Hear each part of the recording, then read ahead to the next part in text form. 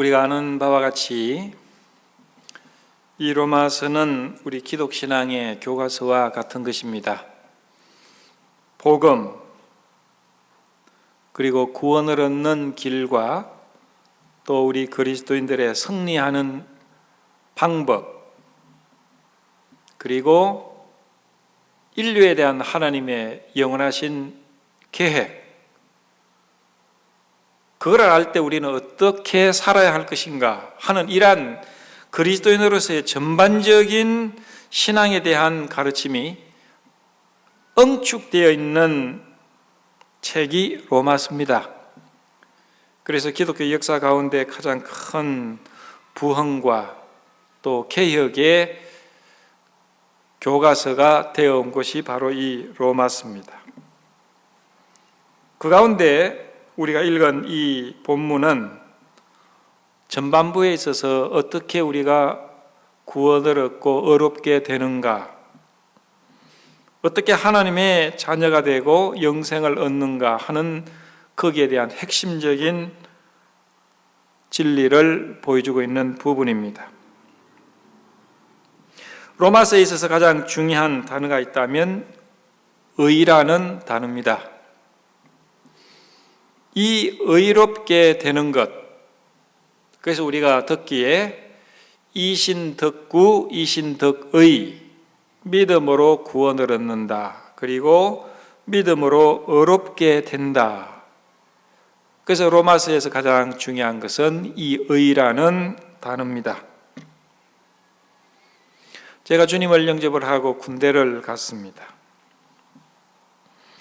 군대 철원에 비무장지대 안에서, DMZ 안에서 이제 소대원들하고 하나님의 복음을 이야기를 한 적이 있습니다. 믿음으로 의롭게 된다. 그 당시에는 저는 별로 아는 것도 없고 하지만은 주님을 영접을 해서 믿음으로 의롭게 된다. 이것을 제 아는 적은 지식을 가지고 이야기를 했는데 그 중에 한 병사가 이야기를 했습니다. 이 의가 의리를 말하는 겁니까? 친구 간의 의리를 말하는 겁니까? 의리가 있어야 된다는 것입니까? 그런 질문을 했습니다. 그 당시에는 저는 아는 것도 없기 때문에 그것은 아닌 것 같다고 이야기를 하고는 그 다음에 설명을 잘 못했던 기억이 납니다. 여기서 로마서 의라, 의롭게 된다, 믿음으로 의롭게 된다라고 했을 때 의 혹은 의인이 되는 이 개념에 대해서 우리는 분명하게 알아야 이 로마서가 올바로 이해가 됩니다. 여기에 의라고 하는 것은 영어로는 righteousness라는 단어를 사용을 하기도 하고 혹은 just라는 단어를 사용하기도 합니다. 또 전문적인 신학 용어로는 이것을 칭의라고 말하기도 합니다. 의롭다고 인정해 준다, 의롭다고 칭해 준다. 그래서 이것을 justification이라고 이야기를 합니다. 그러면 칭의, 의롭다고 한다는 그 의미가 무언가? 친구 간의 의리인가? 그게 아닙니다. 여기에 의는 죄가 전혀 없는 것을 말합니다. 행위가 완전한 것을 말합니다. 하나님이 보실 때 사람이 볼 때 완전 무결한 상태, 죄가 없는 상태, 오류가 없는 상태, 흠이 없는 상태, 완전히 깨끗한 상태. 그렇기 때문에 천국 갈 수 있는 그런 상태를 여기서 의라고 이야기를 합니다. 그러면 하나님 앞에서 의인이 있을까요? 그런 사람이 있을까요? 하나님 앞에서, 사람 앞에서 완전하게 깨끗한 사람이 있을까요? 그 앞에 10절에 보면 의인은 없나니 하나도 없다, 그렇게 규정하고 있습니다. 우리가 태어나가지고 하나님 앞에, 사람 앞에 흠이 전혀 없는 사람이 어디 있겠습니까? 우리의 행위가 은행에 있어서 완전 무결한 사람 아무도 없다는 것입니다. 그러면 우리가 어떻게 의인이 되고 칭의, 의롭다 함을 여김을 받는가? 그럼에도 불구하고 그러한 길을 로마서는 우리에게 제시해 주고 있습니다. 먼저 우리 본문의 19절에서 20절 사이는 우리는 율법의 행위로 의롭게 될 수 없다 하는 것을 가르쳐 줍니다. 의인은 없기 때문에 아무도 없다. 그렇기 때문에 우리는 우리의 태어난 상태나 우리의 행한 바 어떤 행위나 무엇으로도 하나님 앞에 죄가 전혀 없고 완전 무결하다라고 칭함을 받을 사람은 없다는 것입니다. 먼저 19절을 보시면 우리가 알거니와 무릇 율법이 말하는 바는 율법 아래 있는 자들에게 말하는 것이니 이는 모든 입을 막고 온 세상으로 하나님의 심판 아래 있게 하려 함이니라. 많은 사람들이 오해하고 있는 것이 뭐냐면 우리가 하나님의 법을 다 순종하고 지키면 하나님이 우리를 구원하시고 천국에 가게 하실 것이다. 십계명을 다 지키면 하나님이 기뻐하시고 우리를 알아주실 것이다. 하나님이 주신 율법을 그렇기 때문에 지키기 위해서 노력을 합니다.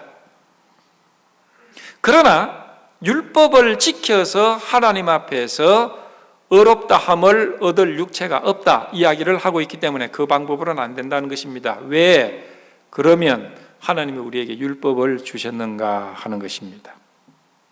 하나님이 우리에게 율법을 주신 목적은 본문 그대로입니다. 모든 입을 막고 하나님의 심판 아래 있게 하기 위해서 주신 것입니다. 놀라운 것 아닙니까? 율법을 주신 것은 율법을 지켜서 영생을 얻고 구원을 얻고 그게 아니고 율법을 주신 것은 모든 사람들의 입을 막게 한다. 이 말은 뭡니까? 아이고 나는 좀 나은데요? 난 저 사람보다 나은데요? 나는 그래도 별로 모자라지만 그래도 좋은 점도 있습니다. 우리 자신을 나타내는 또 나는 괜찮다 하는 그런 입들을 막게 해준다는 것입니다. 할 말이 있느냐? 아닙니다. 할 말이 없습니다. 율법은 우리의 입을 막게 하는 것입니다. 율법은 우리를 구원 얻게 하는 것이 아니고 우리가 구원 얻을 수 없는 죄인이라는 것을 나타내 주기 위해서 주신 것입니다. 우리가 아는 것과는 굉장히 큰 차이가 있습니다. 이 법이라고 하는 것은요, 그렇게 좋은 것이 아닙니다. 우리가 교통법규를 생각해 보십시다. 캘리포니아 법규가 있고 아리조나의 법규가 있고 한국의 교통법규가 있습니다. 교통법규는 교통법규를 잘 지킨 사람에게 상을 주기 위해서 있습니까? 아니면 교통법을 어길 때 벌을 주기 위해서 있습니까? 벌을 주기 위해서 있습니다. 빨간불에 지나가면 티켓 200불, 또 턴 레프트를 하지 말라고 하는데 했을 때는 150불. 그러나 교통법규를 성실히 지켰다고 하더라도 어떠한 상이 없습니다. 법은 우리에게 벌을 위해서 있는 것입니다. 이런 의미의 법은 우리에게 별로 환영할 만한 것이 못 됩니다. 율법은 우리를 심판하기 위해서 하나님이 주신 것입니다. 우리는 죄인이라는 사실을 깨닫고 거기에 죄에 대해서 대가인 죽음을 주기 위해서 있는 것이 이 율법입니다. 하나님의 법정에서 우리는 유죄다, 하는 것을 선언하게 합니다. 모든 사람들이 온 세상이 하나님의 심판 아래 있다 하는 것을 나타내 주기 위해서 법을 준 것입니다. 유대인들은 하나님이 주신 율법에 의해서 심판을 받는 것이고, 율법이 없는 우리 이방인들은 율법과 같은 효력을 가지고 있는 양심의 법에 의해서 심판을 받는 것입니다. 어느 학자가 연구를 했습니다. 율법이 몇 가지가 되겠는가? 613가지 정도 된다고 그럽니다. 하지 마라 하는 것은 365가지고 하라 하는 것은 248가지라는 것입니다. 그래서 613가지 613가지 율법을 여러분이 다 외우실 수 있습니까? 알지 못하는 것을 어떻게 지킬 수가 있습니까? 이것은 유대인들에게 주신, 모세를 통해서 주신 법입니다. 그럼 우리 이방인들은, 율법을 가지고 있지 못한 이방인들은 그 법이 없기 때문에 자유하냐? 그렇지 않습니다. 법과 같은 양심을 우리에게 주신 것입니다. 어느 누구도 자기가 옳다고 하는 양심을 다 지킨 사람이 없다는 것입니다. 율법을 어긴 것과 같은 것입니다. 제가 아는 어느 선교사님이 브라질에서 40년 이상 선교를 하신 분이 계시는데, 이분이 브라질 그 아마존 정글에 그 당시에 옷을 전혀 입지 않는 한 부족에게 가서 선교를 오랫동안 했습니다. 그 사람들의 언어도 모르기 때문에 언어를 배워가면서 선교를 하는데, 그 부족 사람들 가운데 어느 청년이 거짓말을 자꾸 잘한다는 것이죠. 그래서 그 청년에게 거짓말을 한다는 걸 지적하기 위해서 어떻게 거짓말이라는 단어가 무엇일까? 그래서 이 선교사님이 말도 안 되는 뭔가를, 거짓말을 한번 했다는 것입니다. 그러니까 그 청년이 이야기를, 당신 그거 했다고 그러더라는 것이에요. 그래서 뭐라고 했느냐고. 그래서 발음을 적어서 거짓말을 했다, 거짓말이라는 단어를 그래서 배웠답니다. 그래서 계속 거짓말이라는 단어를 외우고 있다가 그 청년이 아닌 게 아니라 또 거짓말을 하길래 너 거짓말했다. 그러니까 그 청년이 얼굴이 빨개지더라는 것이죠. 뭡니까? 양심에 찔림이 있다는 것입니다. 누구나 거짓말하는 것은 옳지 않다, 이것은 바르지 않고 이거는 죄다라는 것을 온 우주적으로 온 세상 사람들은 인식하고 있다는 겁니다. 쉽게 말해서 거짓증하지 말라 그랬습니다. 이것이 죄입니다.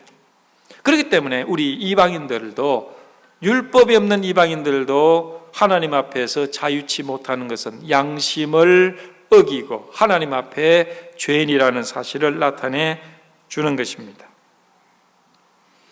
20절은 율법은 우리 죄를 깨닫게 한다 그랬습니다. 그러므로 율법의 행위로 그의 앞에 의롭다 하심을 얻을 육체가 없나니 율법으로는 죄를 깨달음이니라.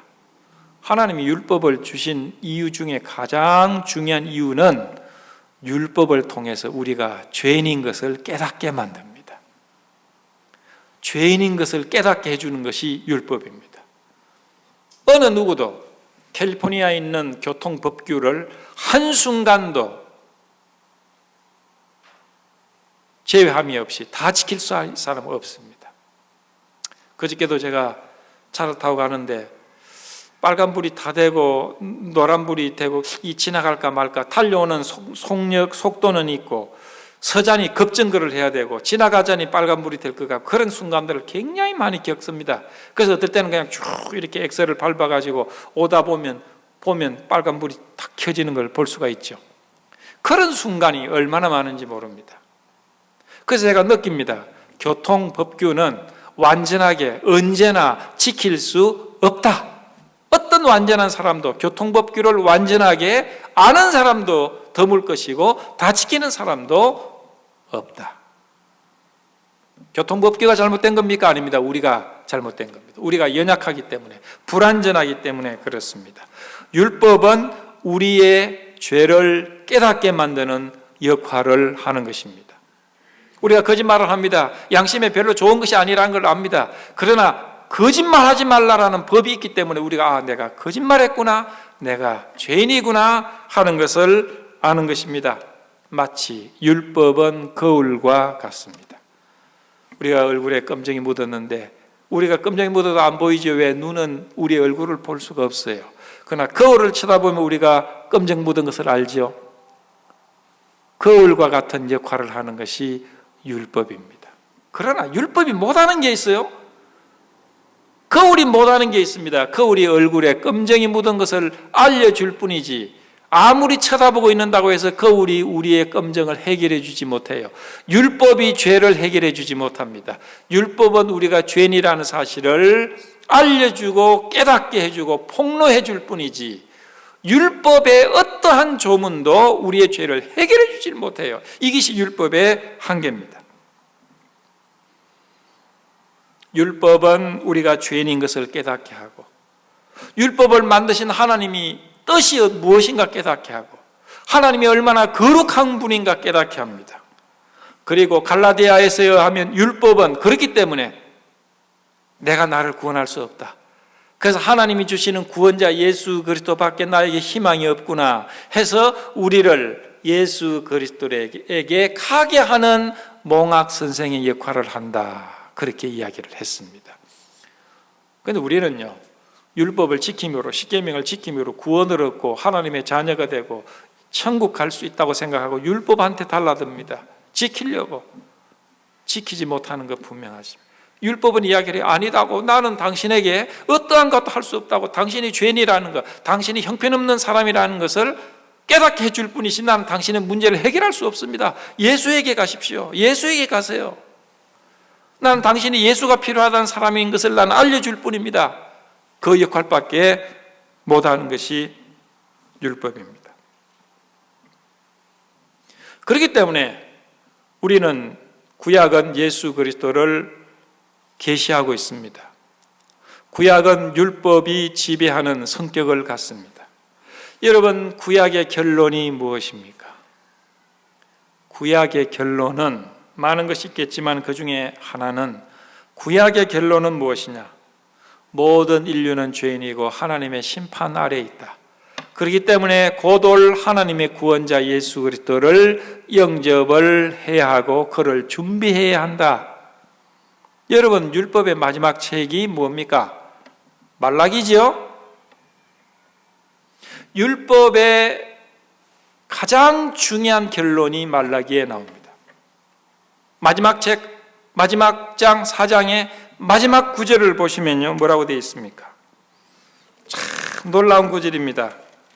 여러분요 이것이 구약의 하나의 중요한 하나의 그 결론이라고 저는 보는데요.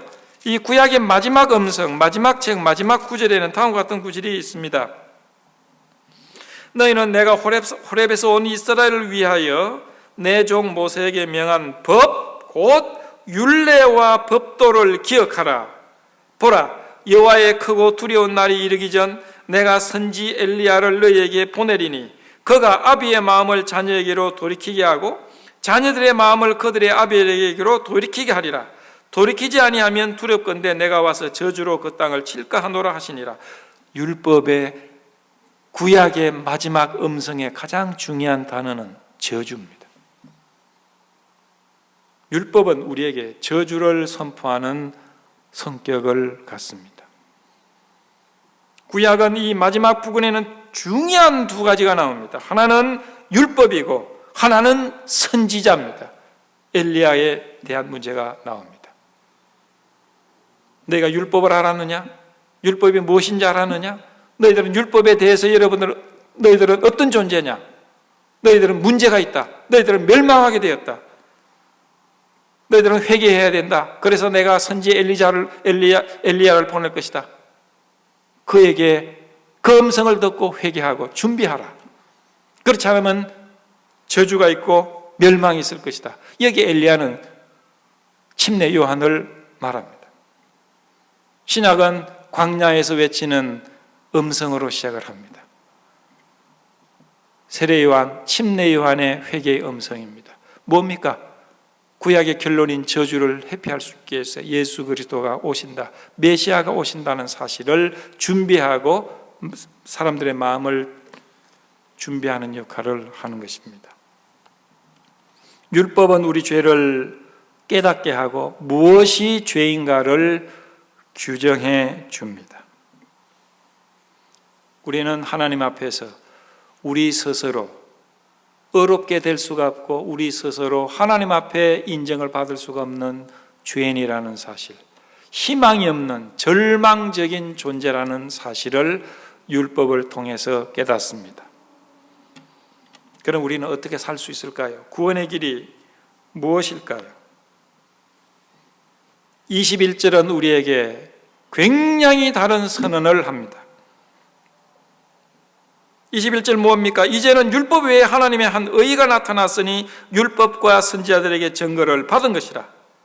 여기 영어 성경에는 but now 이제는 굉장히 변화된 큰 변화를 보여줍니다. 이제는, 과거에는 율법으로 말미암아 희망이 없었는데 지금은 율법으로 말고 율법이 아닌 다른 하나님의 의가 나타났다.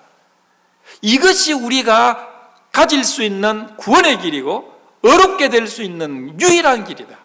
율법을 통하지 않고 행위로 통하지 않고 불가능한 율법이 아닌 다른 어렵게 되는 방법이 나타났다.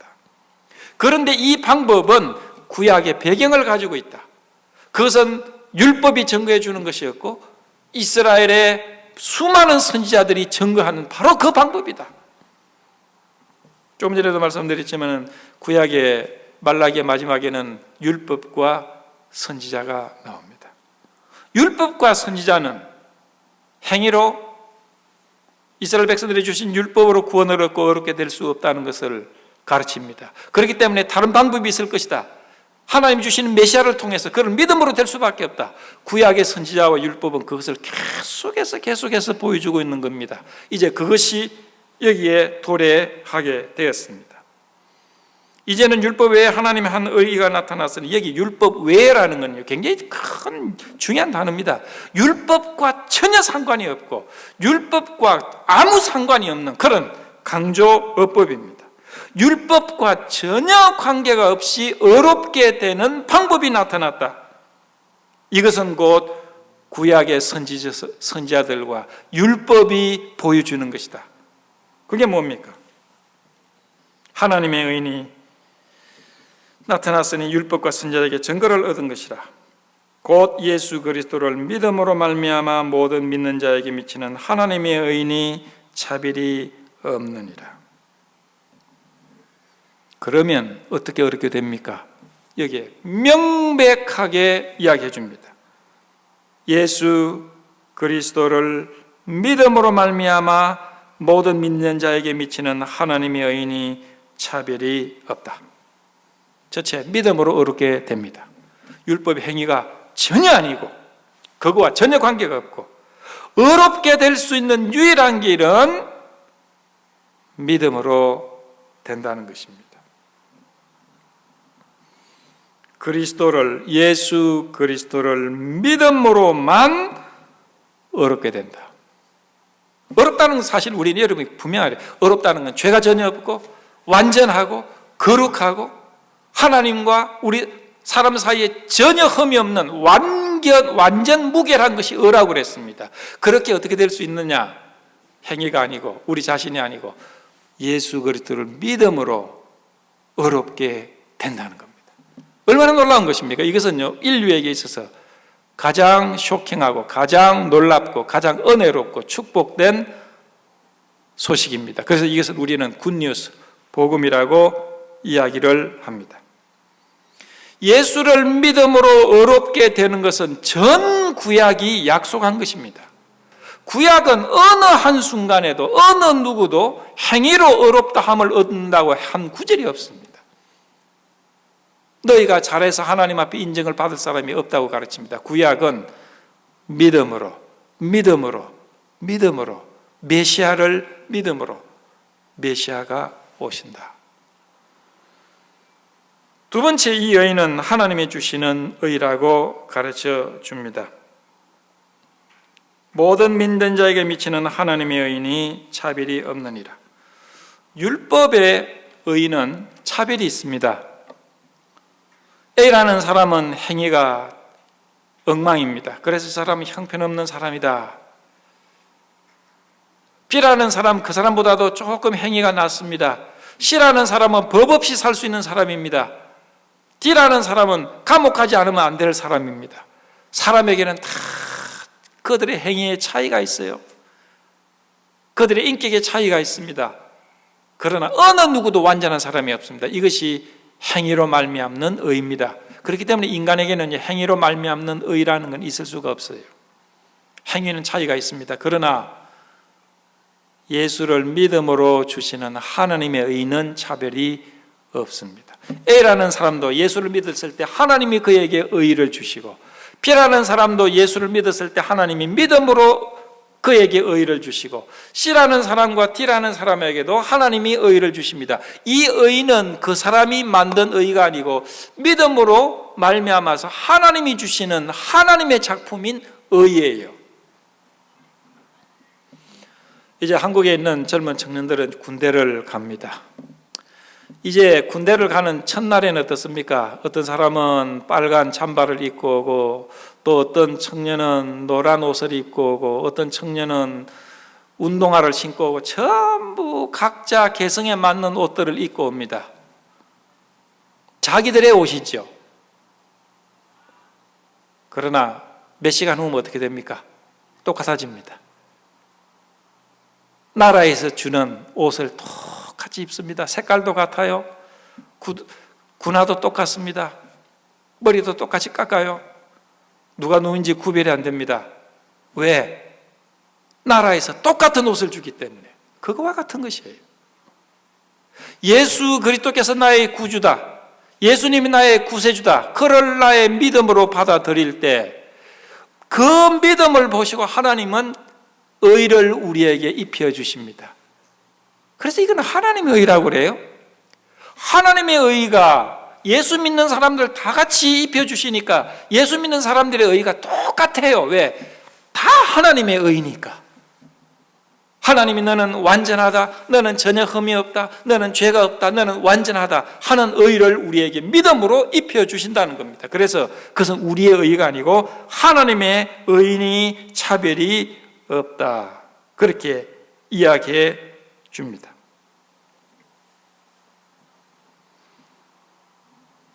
예수 그리스도가 십자가에 나의 죄를 위해 죽으시고 사흘 만에 부활하시고 나의 모든 죄를 해결하신 그 예수를 나의 구세주로 영접합니다. 당신은 나의 구주십니다 라고 그를 의지하고 믿을 때 하나님은 그 믿음을 보시고 우리를 의롭다 그렇게 선언해 주십니다. 이걸 칭의라고 하는데요, 칭의는 법적인 용어입니다. 법정에서 사용하는 겁니다. 법정에서 하는 결론은 두 가지밖에 없습니다. 무죄 혹은 유죄, guilty 혹은 innocent, 둘 중에 하나밖에 없습니다. 우리가 행위로 우리 자신이 하나님 앞에 나왔을 때 너는 guilty, 너는 유죄다, 그런 결론이죠. 그러나 우리가 예수 그리스도를 나의 구세주로 받아들일 때 하나님은 우리에게 무죄를 선언하시는 겁니다.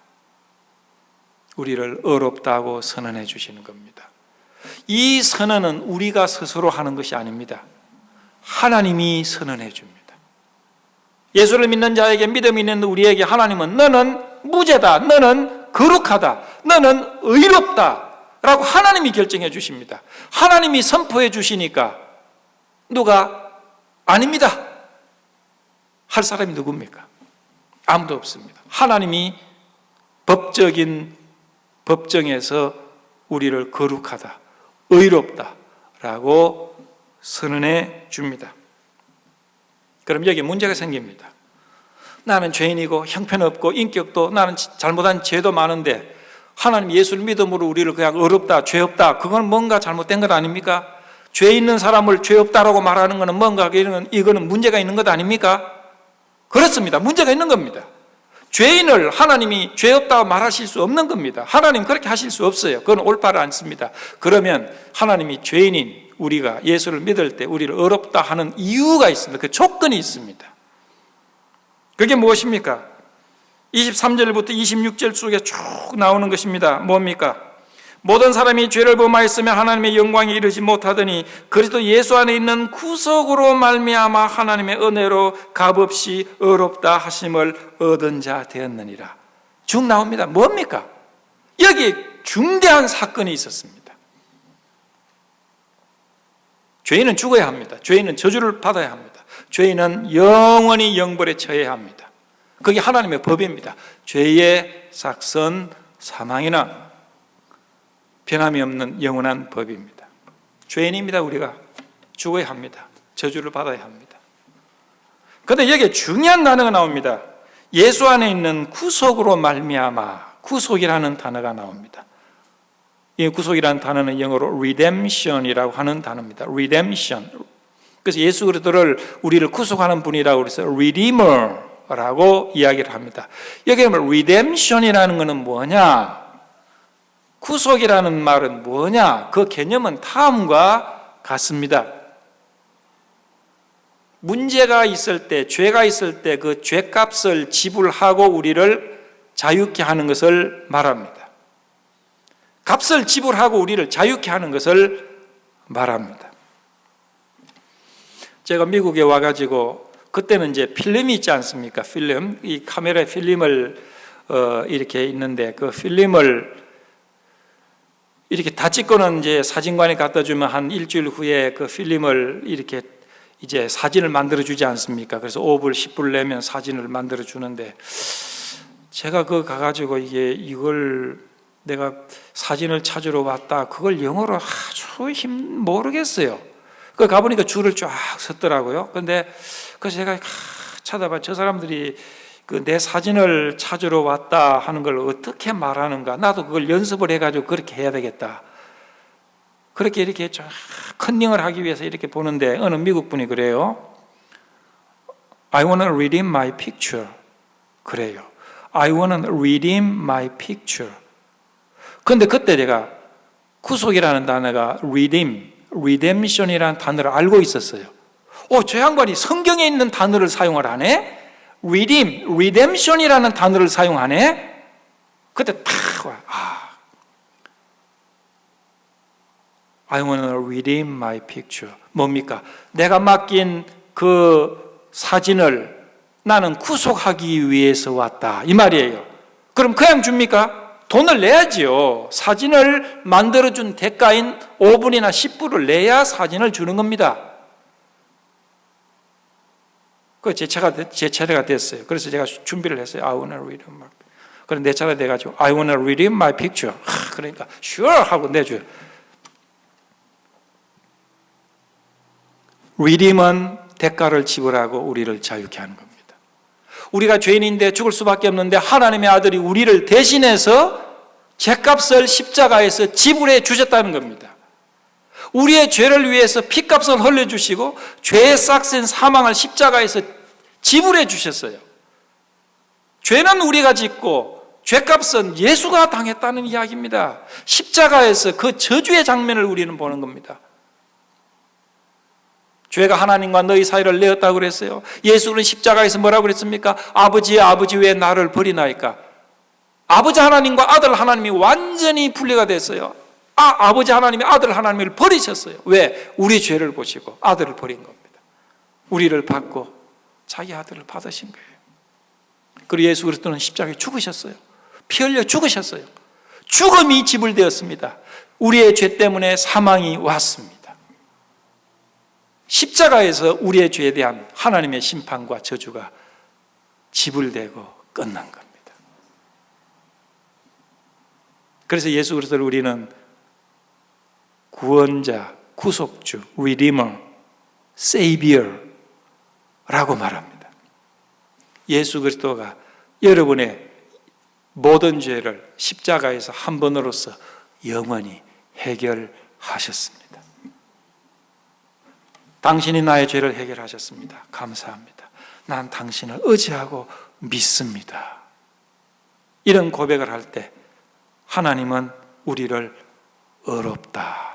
의롭다라고 선언해 주시고 의인으로 우리를 대우해 줍니다. 그래서 우리는 하나님의 자녀가 되고 하나님의 소유가 됩니다. 하나님의 소유는 거룩합니다.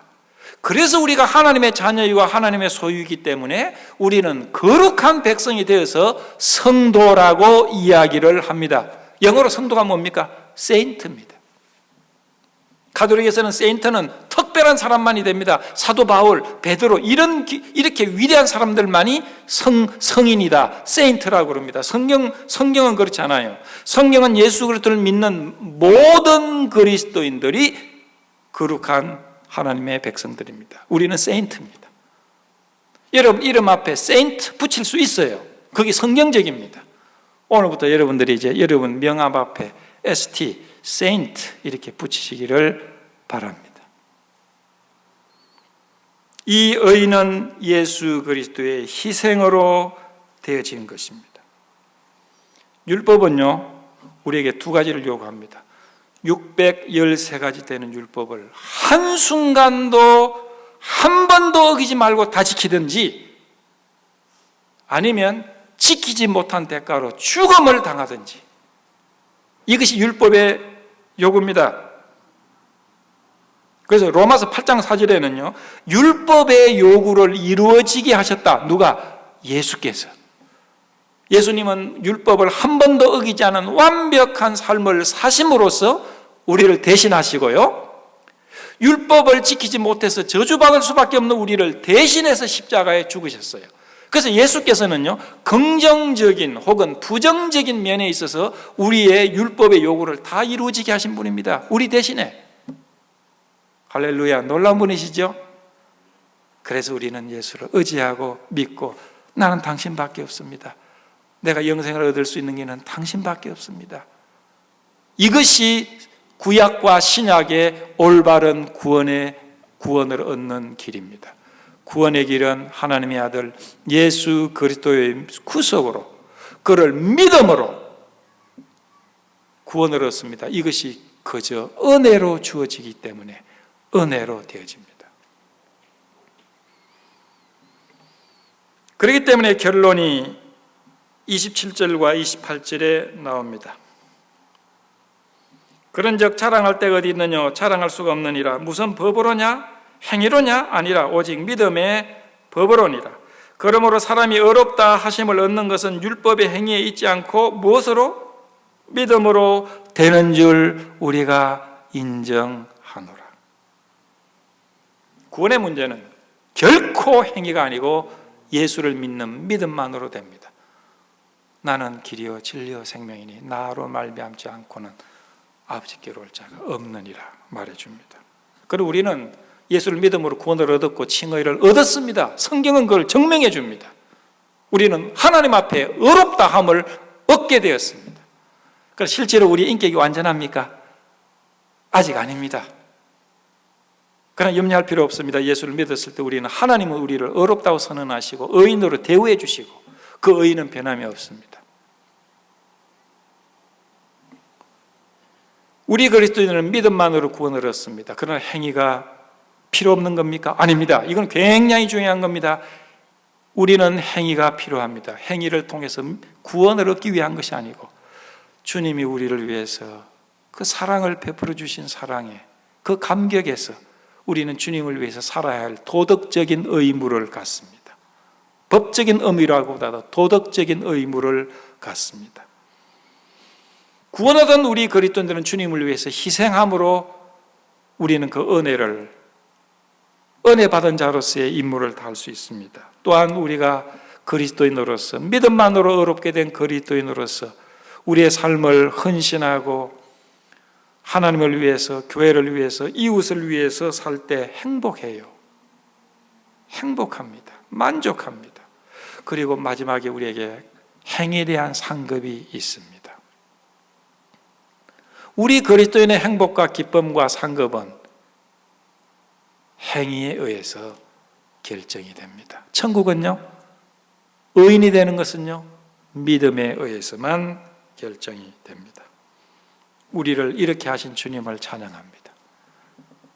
이 놀라운 복음이 오늘 우리는 어떻게 살아야 할 것인가, 또 어떻게 주님을 섬기실 것인가 하는 중요한 이유가 되기를 바랍니다. 기도하시겠습니다.